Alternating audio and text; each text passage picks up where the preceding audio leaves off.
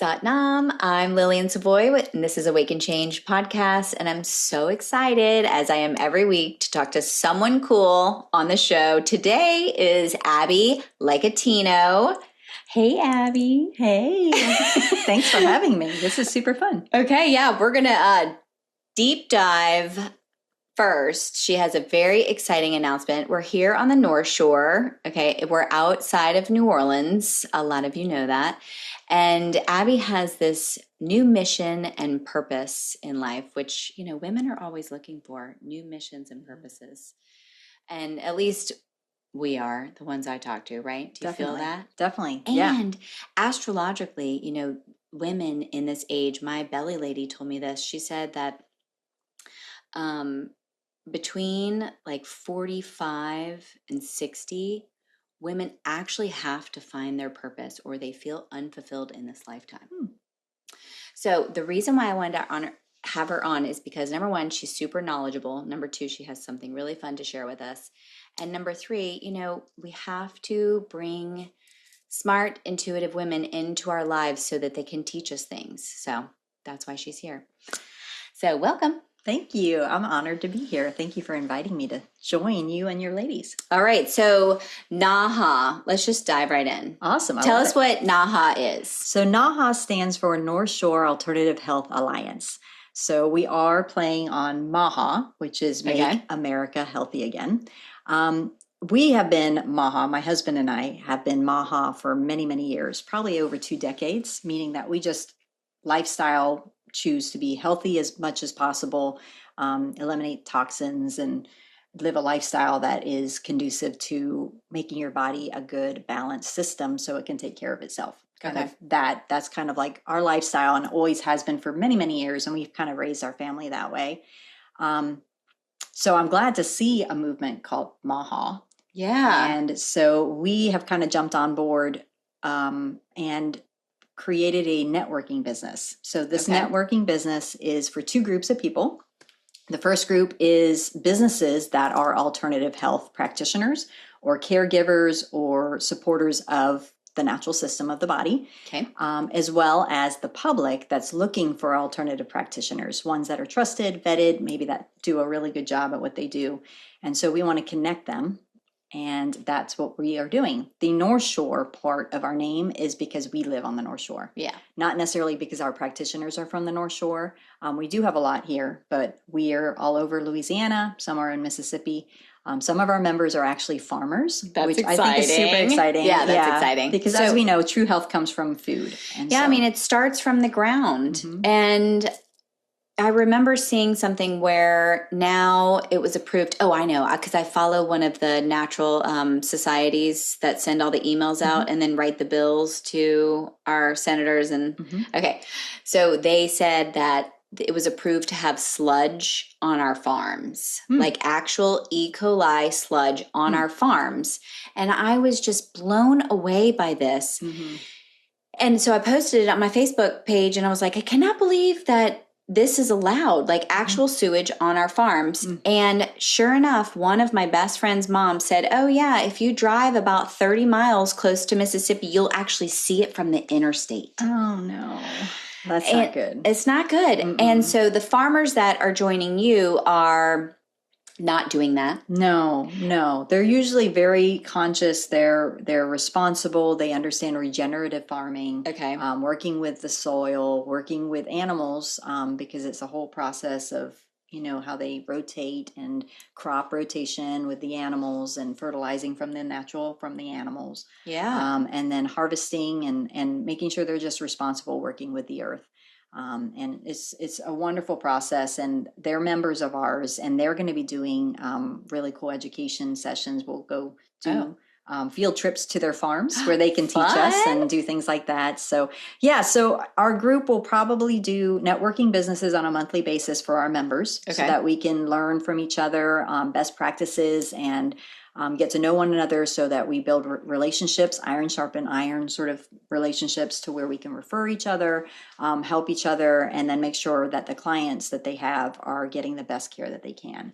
And then the second group is obviously the new clients coming in that are looking for either alternative methods or methods that can complement the allopathic ones that they're already using with the hospitals and maybe the other care that they're getting. This is just an other options for them. And we are creating a business directory that will have all of our practitioners that have been vetted or that are referred in there. And it will be a public digital directory that will be online, so people have access to it. There will not be a paywall on it. It's going to be free because we want everyone to be able to find these practitioners.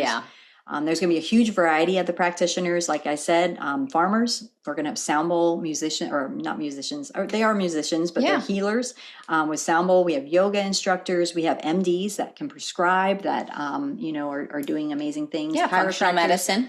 Yep, doulas and midwives. So if people are interested in massage therapy, me. Yep, yes, you're in there. You're definitely a member, an important member. So there's a whole variety of different practitioners that we're going to feature with the main similarity and mindset of what we are calling love well, that they're going to be loving well, in that they're going to take care of their clients individually. They know that everyone is individual, that they need to get to know them and find root cause, and that they're going to treat them with respect and with humility and listen, no gaslighting, and that they're going to be able to help them find a path in health.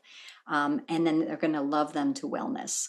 And basically work themselves out of a job, because they're going to get them to a place where their body is balanced, and that they're feeling amazing and optimized, and that they don't need them anymore. So now they're going to be their friends. So it's a different type of business model than what maybe some other ones are out there, because it's not a business to them. It's a healing practice. It's a gift and talent that God has given them, to where they want to make everyone that they see into the best person they can be, and that they're healing them from the inside. So it's a different kind of business model, but different opportunities. I mean, the nice thing about this is that a lot of people don't like the word alternative, right? Because if you go back to, and you and I have had this side discussion, right? But if you go back to the ancient times, it's really was natural medicine. And it was the original. It was the original medicine. Yes. And, but obviously the funds and the money doesn't follow the original medicine. Because that's not the goal. The goal of original medicine is to create health and heal. And then once you get to that state, you don't need anyone anymore. Right. And so it doesn't follow a business model, which is where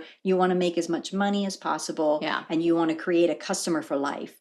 And unfortunately, with alternative health or original health, that's not the goal, because the goal is not business. The goal is healing and health. And so I feel like this is an alternative. We can use it in a positive way. In that we're trying to use terms that are, clear, not necessarily clever. So everyone, the general public, knows alternative health as another option than what allopathic or mainstream medicine maybe is. I like that. So this is going to be an alternative option for them. And these practitioners are going to be available. So it's going to be super exciting. And I've met a bunch of them, and you have vetted a bunch of them, and I have been to a bunch of them. So I know a lot of them, and it's just so exciting to have this new community. So if you're a practitioner out there and you haven't talked to Abi, reach out. Her information is going to be in her bio and the podcast at the end.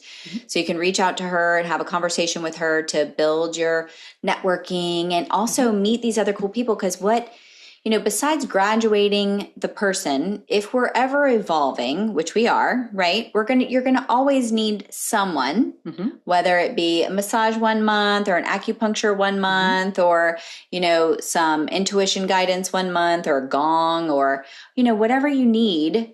You don't just graduate and not need anything ever again. Like this month, I'm completely obsessed with Kelly's teas that she's made me. She's made me a liver detox tea, coffee not coffee, and she's one of the practitioners in the business. She's amazing. Yeah, and so she's been on the podcast, and so I'm obsessed with her teas at the moment, and it really has been helping my lymphatic system. Oh, wow. Who knew she does a tea for the lymphatics? Oh, wow, that's awesome. Isn't that cool? So I think the other big thing is following the, make America healthy again, right? But it had to start with you, just like it had to start with me with this, trying to speak out and say, like, this is what I do for my family. This is what you did for your family, right? You started with the health of your family first, not always trying to heal all these other people.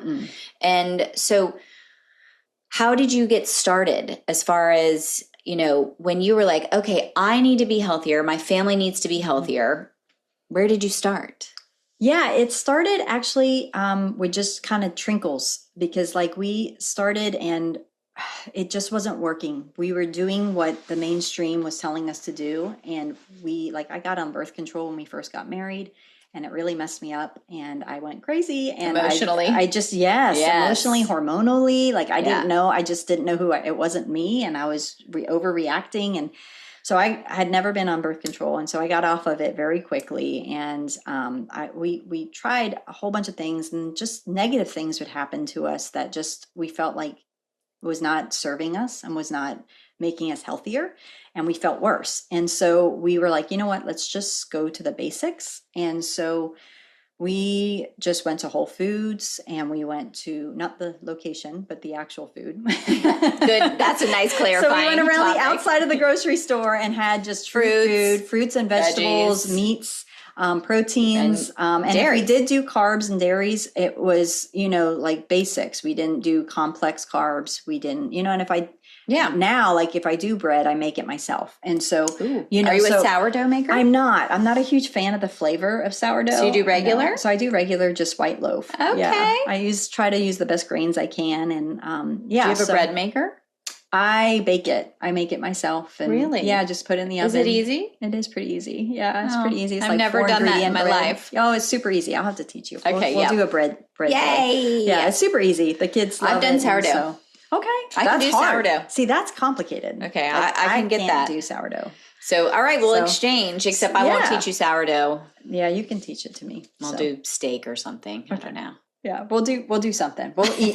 We'll eat together. We'll eat good food, good solid whole food. Okay, so around the edge of the grocery store, whether you're at Walmart or Whole Foods, literally, right, or anywhere you want to shop around the outside. In a box. Yeah, nothing in a box if you could. I mean, like we started out pretty hardcore, and now we're a little bit lax. We have teenage boys, and they are brutal. We got real life now, and we're not chicken nuggets and. Yes, whatever they'll eat, they're eating me out of house and home, honestly. And we bought a half cow, and they're eating my half cow. Oh my God, I just picked up my cow literally 3 days ago. I recommend cows, because that way I can make sure that at least the protein that they're eating is going to be the best. Oh my gosh. So my sister and brother-in-law could be in the NAHA. In the group? Yeah. Because they're in Bunkie. Are they doing And I just bought my cow from them. Well, there you go. They're farmers. We'll have to put us together. They can be in there. Oh, didn't even realize this. Yeah. Yes, I drove 6 hours round trip for my cow. Good for you. It's worth it. It's worth it. We have our freezer full of it, and it's really a good money saver if you haven't done it. Yeah. So you can reach out to me, and they can schedule you the cow, and the prices are and it's grass fed. They're out in the sunlight. I don't really want to get into more detail because I don't really like after the circle of life, but it just it is good meat. And I think there are process though. Like I did a whole video series on doing a half cow, because you have to do steps. You need to make sure one that you have a freezer that's large enough to fix it. I know. And then you have to have a generator that's going to protect it in case, God forbid, you lose power, because that's a lot of money. That's a big investment. So you have to need and that is why it took us forever. I don't think it's as big as investment as going to the grocery store these days. I think it's cheaper than go to the grocery store. In the end, it is, but way cheaper. The initial can be kind of expensive, because you do have to get a freezer, you have to get a generator, and if you don't have those initial costs, and then it's $2,000 for half a cow, And so you need to be buying from my family. It's not that much. Well, it just depends. I guess it depends. It depends where you're getting it and how much you're getting. So but no, I definitely think it's definitely worth it. Highly worth it. So after you decided to eat better, and then what? You decided to look into. Then we just looked into healthy lifestyle. So we eliminated toxins. We lived healthily. We got rid of the environment toxins. So we no longer did dryer sheets or Glade plugins or perfumes or anything like that. Just all the basics, like that was 20 years ago we were doing that stuff. Yeah. And then we had kids and we, made sure that they were protected. I made all their baby food. I nursed for as long as I could. We made my first son like a homemade formula from scratch. Ooh. And he drank that until he was 3. And he is now 6'2". And I attribute his size to that formula because my husband and I are not tall. My husband's only 5'9". I'm 5'4", and he is 6'2". And no one in our family, no one in our family is Abby, that. And you gotta share. And my other two boys didn't do that because I nursed them. And they're still younger, but yeah. They're going to be shorter. They're probably going to be shorter. Yeah. Wow. Okay. So you've been holding that secret. You've got to share the recipe. No, I'll have to share it. I could definitely share it. I've given it to people, but I can put that in my bio. Yeah, put that in your bio. So because we have a lot of people having grandbabies in our age group, right? And then we have some younger listeners that are having babies. Yes. And so you have to protect the babies. There. Yeah, you have to protect the babies from all of the stuff. And so I feel like I wasn't a huge researcher back in the day, but I had to become a researcher because I felt like everyone was trying to kill us. And I felt like it was my responsibility. Oh my God, you're not the only one that felt like that. It was my responsibility to protect myself and my family. And I felt I honestly loved researching. Like that was my favorite. And so I deep dived on everything. And being a stay-at-home mom with little ones, that was something I could do because I could you can nurse and read. Nurse and read. Yes, exactly. And I was lonely and it was very isolating with babies. Yes, and so I would spend time researching. And so I did food research and all of that.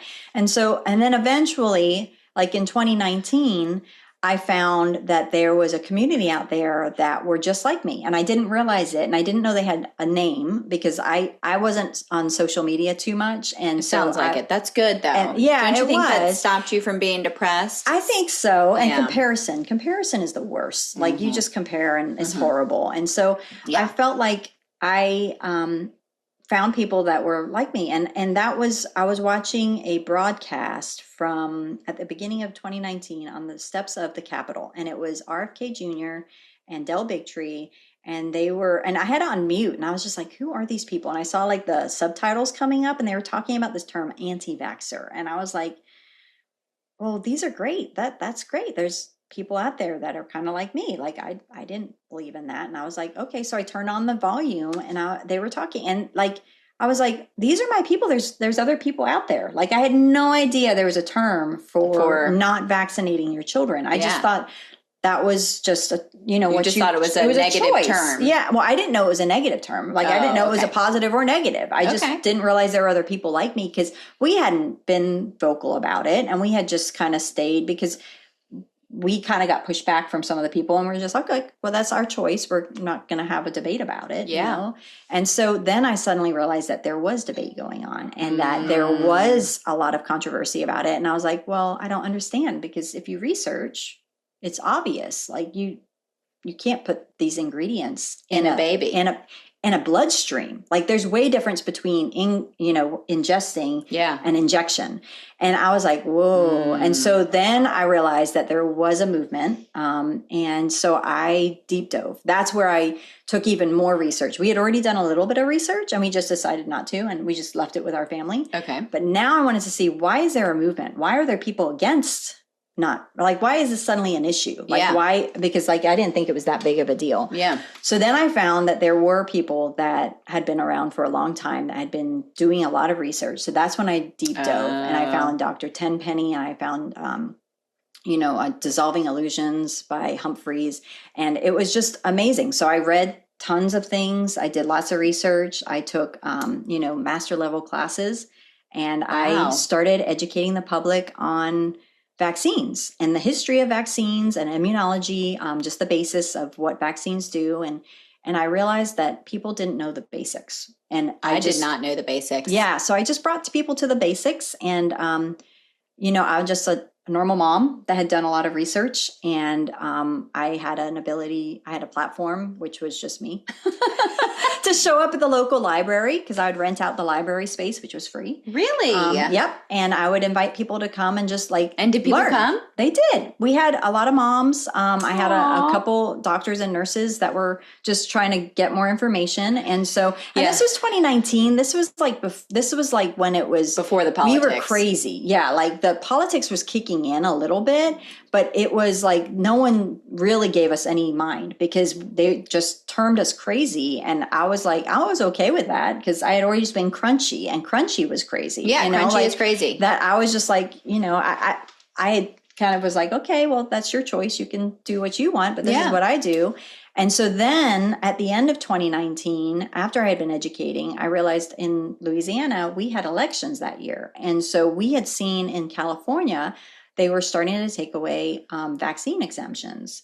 And so we wanted to prevent it here. So when we started having candidates that were running for office in our local area, I met with them one-on-one. And I was like, what do you think about vaccine mandates? What do you think about taking away exemptions? And they were like, I've never been asked these questions. I don't know what you're talking about. Like, do we even have exemptions? Like, had no idea. Wow. So I met them with a 75-page booklet on vaccine history and the state laws and about exemptions. And so we went through it all. It took an hour and a half. And they all thought I was pretty much crazy, but I sent them home with the packet. And in the packet was the original speech from RFK Jr. that I had watched.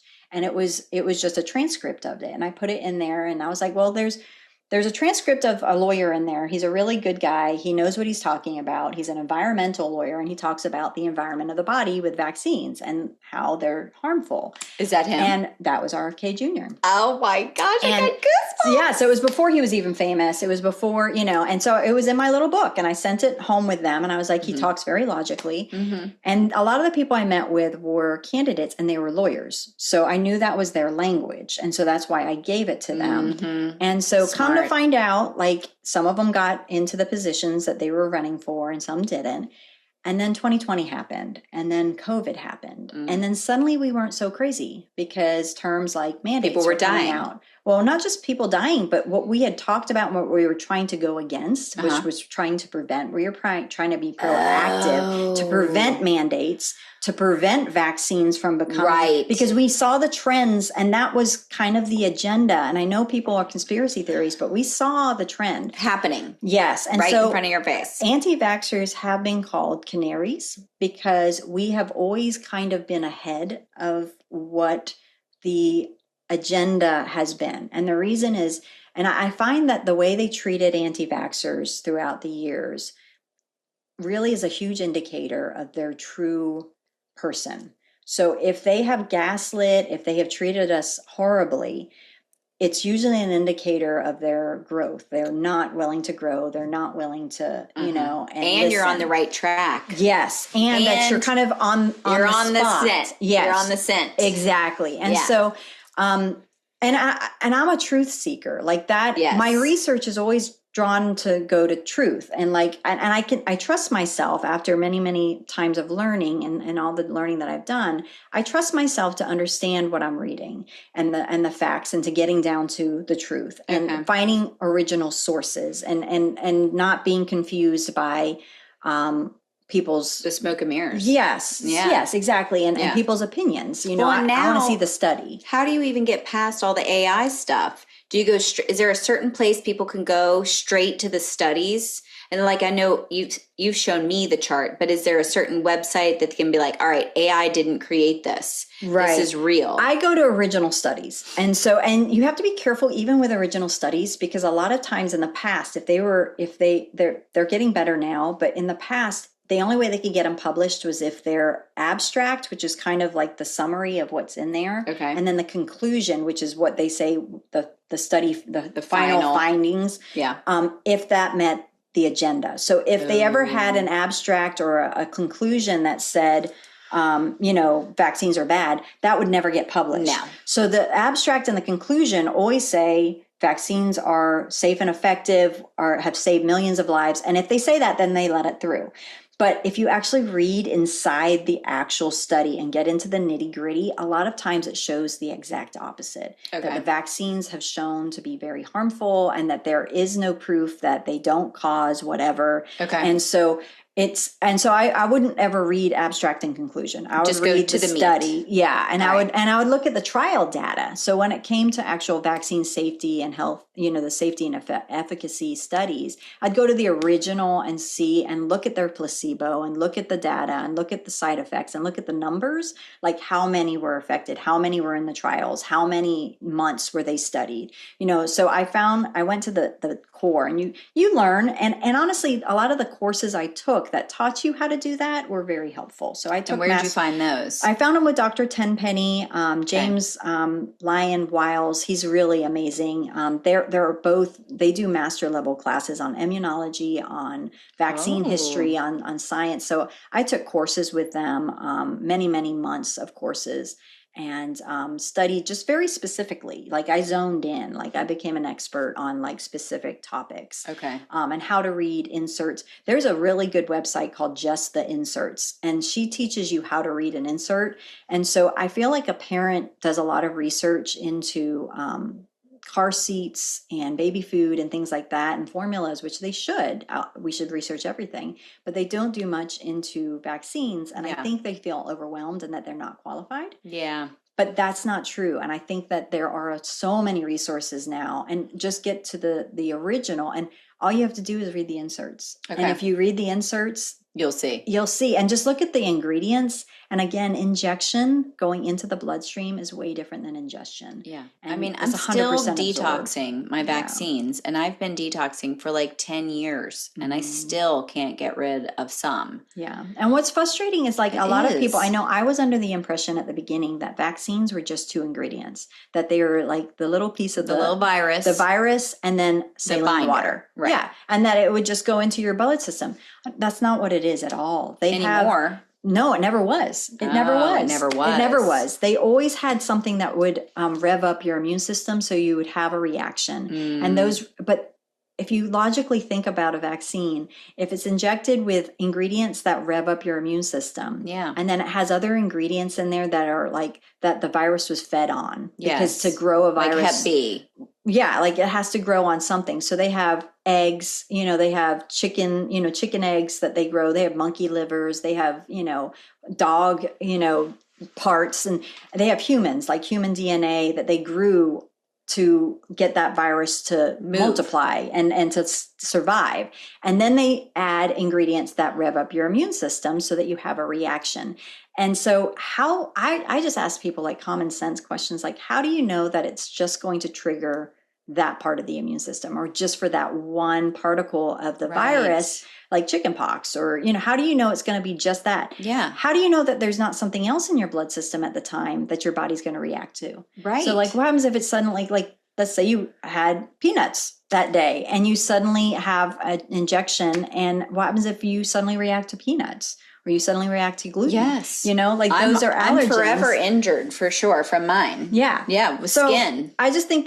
I think it's just important to understand that the reactions that they say happen don't necessarily always happen, because we're all individuals and our bodies we're all are unique. Different. Every single person. Yeah, exactly. Okay, so I'm curious because I saw this the other day in the moms group, and it was like, my baby is screaming, crying. I just had vaccines today. Called the pediatrician. They said, it's fine. It's normal. Give them some Tylenol, which we won't even have to get into that because we know how that is. So then, she was dismissed by the pediatric office, right? Then she went online and posted, does anybody, I don't want to hear your opinion on vaccines, but does anybody have any advice? So, and that really sent me thinking. I was just like, she doesn't want any opinion on vaccines, yet her baby currently was healthy and is now screaming at the top of her lungs. No one will comfort her, but she doesn't want any opinion on vaccines. So what do you see? Do you see this movement? Because I really feel it. I don't know that I see it yet, but I feel it. is it that people don't want the information, or is it that they'll feel stupid if they get the information and then they vaccinated? Because, I mean, that's where I was. You know, I vaccinated and then, but I stopped, thank God, because of vaccine injuries. But is it because you think you'll feel stupid? Like, what is it that people don't want this information?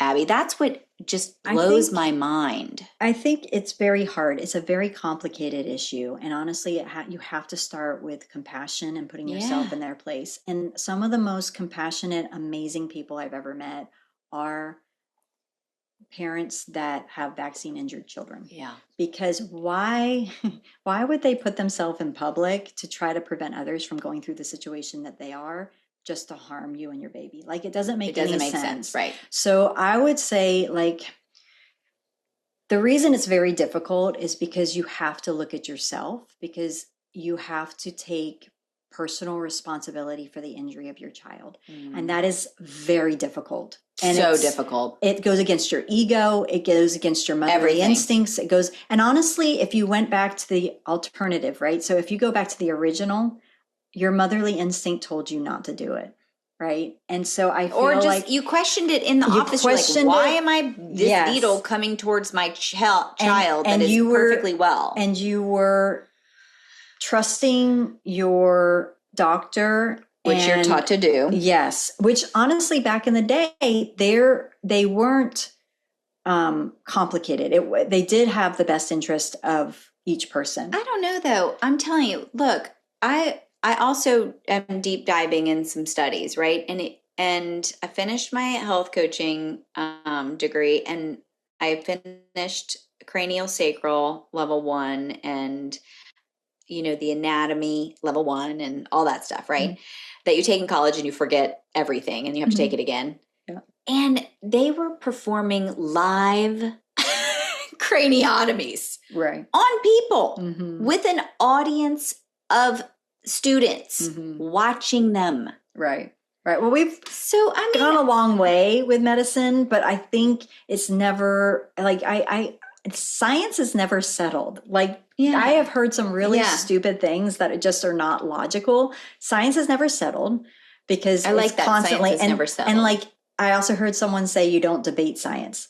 Of course you debate science. Yes. That's how it progresses. You have to have, that's how it evolves. You have to have an open ability to discuss, and conversation and ideas have to go back and forth, and you have to look at data and compare data, and you do experiment after experiment to kind of figure out what works and what doesn't.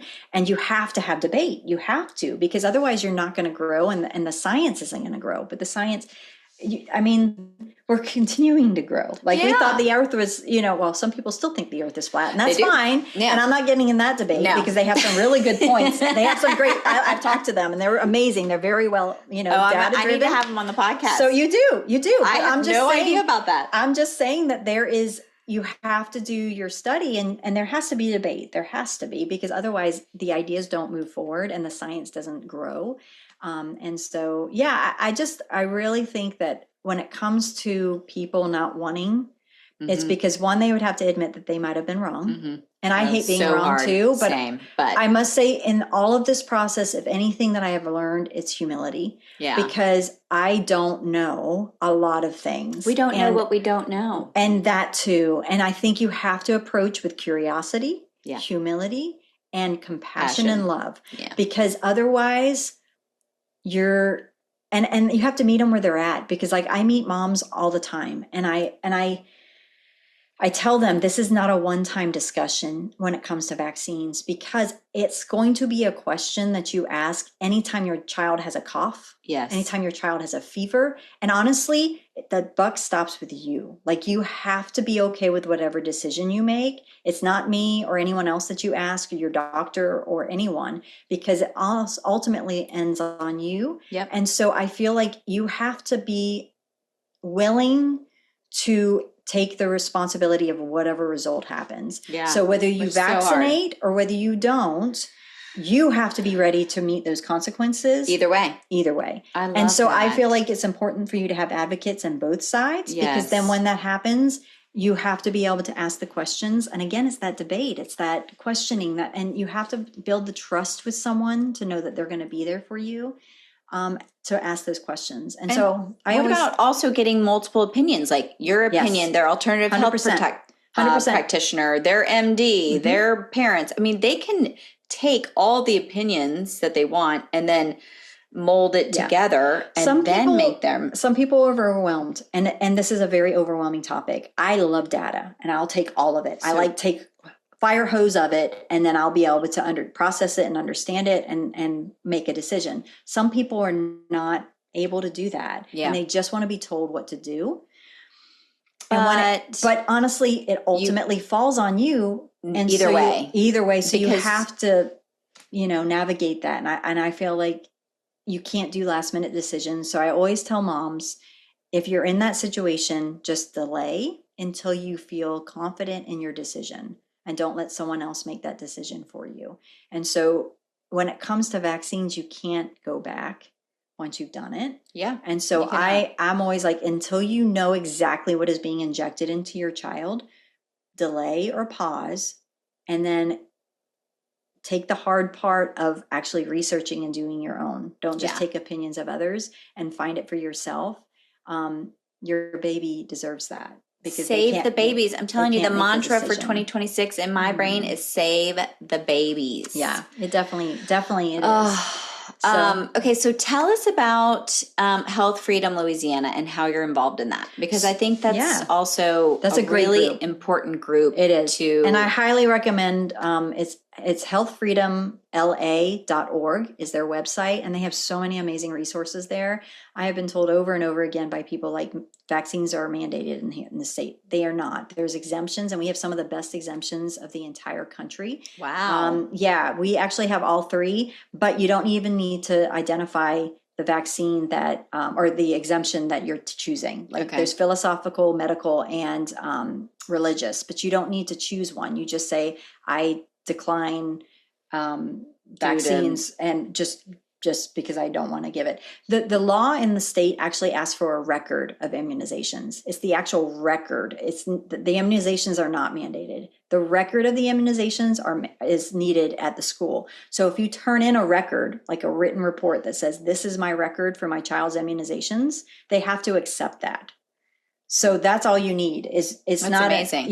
So other states don't have that, like California. Yeah. So California only has the medical exemption, but they don't allow medical practitioners give medical exemptions. So they don't have one. It's very difficult. Florida has them. Actually, they've just passed a law that doesn't even require any vaccination. I think that's going to become a federal law, which will be pretty awesome. And then Texas, they require notary, but it's super easy to get that. So those are the three states that I've lived in. So Health Freedom Louisiana is awesome, great resource. They do amazing things. They help legislators protect us with laws that will prevent us from getting trampled on. So they're very big in parental rights, in informed consent, making sure that there's full informed consent, which we did not have for the most part with COVID, the whole COVID era. Masking was never, they never did any sort of testing on that, whether it was safe for children especially or adults for long periods of time. So that was actually really bad. So there was a lot of things that they protected us. So I got involved in Health Freedom to go back at the very beginning of 2019 when I was doing the educational seminars. They heard I was doing that, and so they wanted to team up with me. Nice. And so that's how I found them. And we teamed up. And then when COVID happened, we found ourselves thrown because all of those politicians that I had been talking to were like, how did you know? And so they were coming to us at that point and asking us, how do we protect our citizens from overreach of government? Because a lot of them didn't want that. Yeah. And so we did. So we went. Too much government is not a good thing. It's not. And if they did it well, it would be great, but they don't. They don't do anything well. No. So it's kind of like the less of them, the better. But we started going to testify at the Capitol to protect our rights. And so I teamed up with them to do that. And I always testified on my own behalf. Yes. Because I didn't want to taint them in case I said something incorrect. But also, I am completely capable of testifying for myself. Which we all need to be, right? Yes, I am an educated woman. I may not be a doctor or a nurse, but I am very educated, and I can back what I say up with facts and data. And I trusted myself on that. And so I did. I testified on my own behalf. I testified on VAERS, which most people didn't even know about. And that's the Vaccine Adverse Events Reporting System. And I was bringing data from Louisiana, from the nation, of just vaccine injury that had been occurring for years, 20, 40 years, actually. It's been since 1990 is since the VAERS has been recording data. Wow. And most of the doctors didn't know about it. And so when the COVID vaccine rolled out, they didn't know they had to report, like it was a federal law, they had to report to the VAERS system any injuries that happened. And, it was very difficult. It is a very difficult system to report to, and they are working on all of that. But just testifying for things that were already there, but weren't being used and utilized. Yeah. And it was a frustrating process. Yeah. And it was 5 years of frustration, and Health Freedom led the way. They did, so many good things for the state. And being a part of that was really cool. They taught me a lot. I learned a lot. I also got to meet some amazing people that were fighting for us, that were legislators, that were our heroes. And I developed relationships and friendships with them. And so now I hate politics, but it became a necessary evil, and I learned how to navigate it. And so that kind of became kind of part of my journey in the last few years. I'm actually an elected official, believe it or not. I'm an RSCC member, which is a Republican State Central Committee member for District 11H.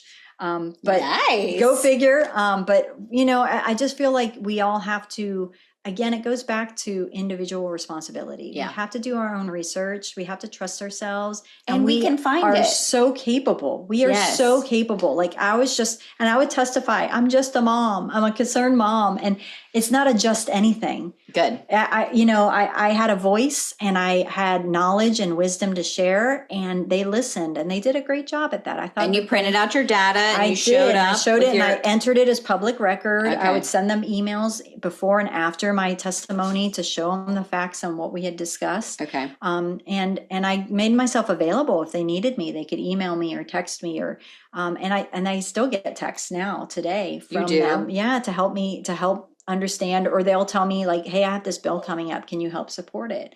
And I don't get paid for any of that. All of that is advocacy work. It's all free. Aww. And so you wouldn't be considered a lobbyist? Not at this point. No. If I ever got paid, 100% advocacy. Okay. All of that was on my own time, my own money. Okay. And that's the difference. The lobbyists are paid for that and told what to fight for, and you are a mom researching. And honestly, I almost think that the label for us as moms and advocates should be different than a lobbyist, because our voices as a citizen or a constituent of that lawmaker's district should carry more weight than a lobbyist that maybe is not from the district, that is carrying the interest of a business or a company that's not within that district.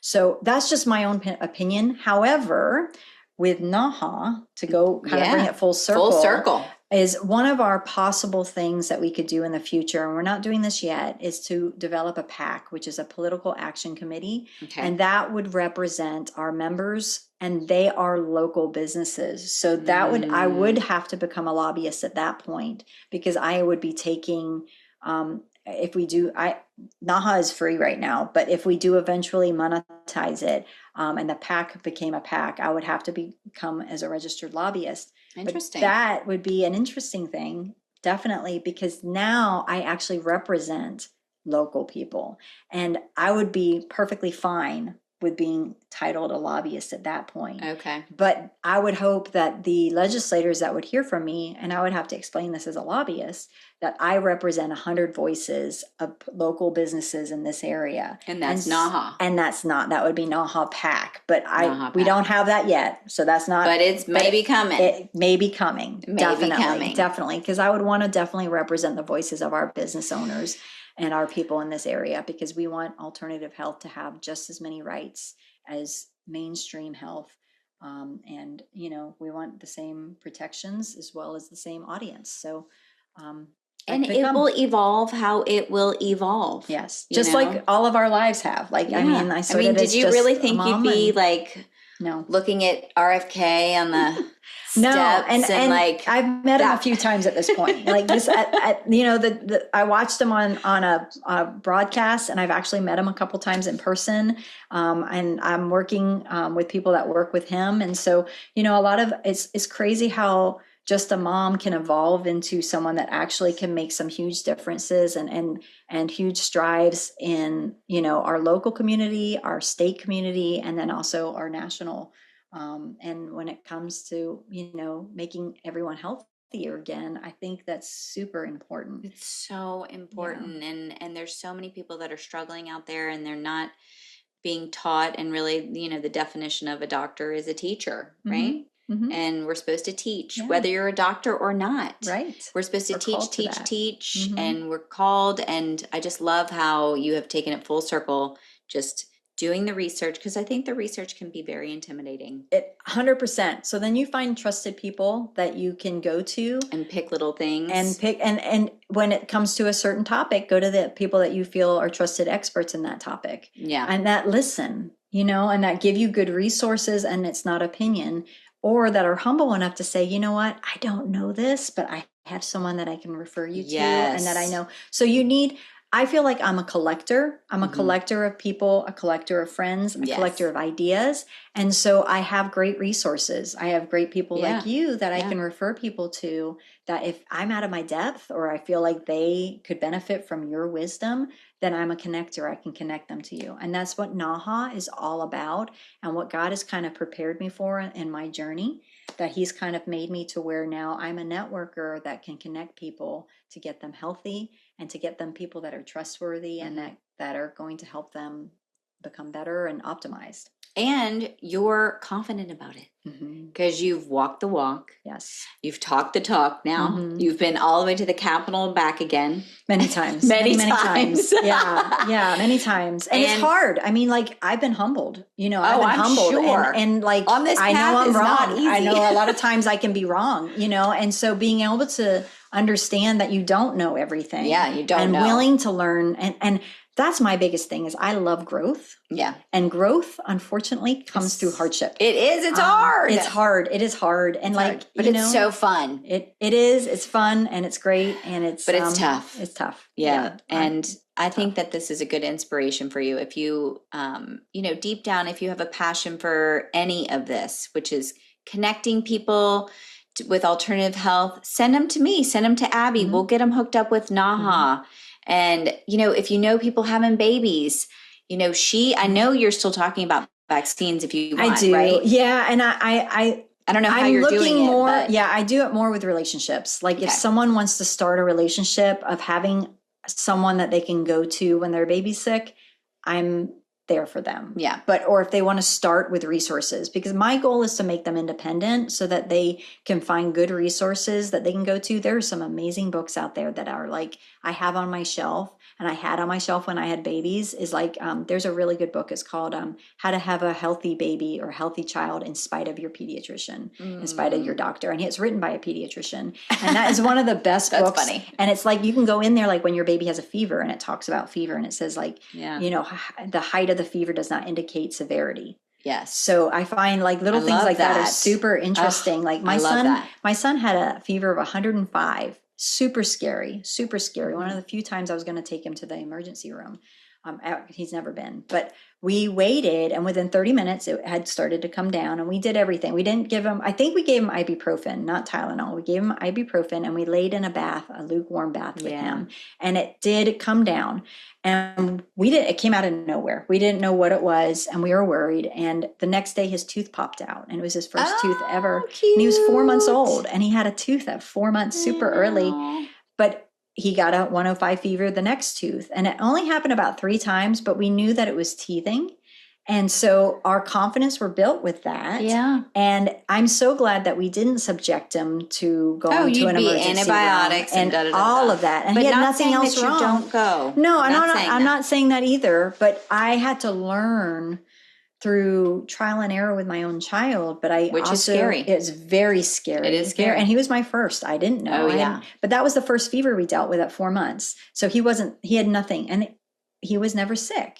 But he always had a fever with teething. Yeah. So it just showed that fever didn't always indicate severity, but it also wasn't what everyone told me it would be. Like it was an illness. Yeah. And you could post, you could send me a couple of those books and we could put it in the link too. Awesome. And Definitely. that way, because, we're really encouraging you to do your own research, talk to other moms, save the babies 2026, right? And join NAHA. Yes. Did we cover it all? Yes, we did. We covered it all. That was awesome. And okay, the last thing is, if you're still listening, right? Yeah. Thank you for staying with us. Is the health fair. Oh, yes. January 25th. Okay. It's a Sunday. It's going to be 2 to 5 at Coquille Park at the River Mills Event Center. It's gorgeous. It's an indoor-outdoor facility. We're going to have over 50 exhibitors there, 50 health practitioners there that are going to be just there to talk to you, get to know you, and you can come. It's only $5 pre-sale and then $10 at the door. Children are free because it's a family-friendly event. And we're going to have food trucks. We're hoping to have petting zoos. It's going to be super fun. And it's going to be a really awesome It's a learning day. It's a learning day to come. It's a learning day.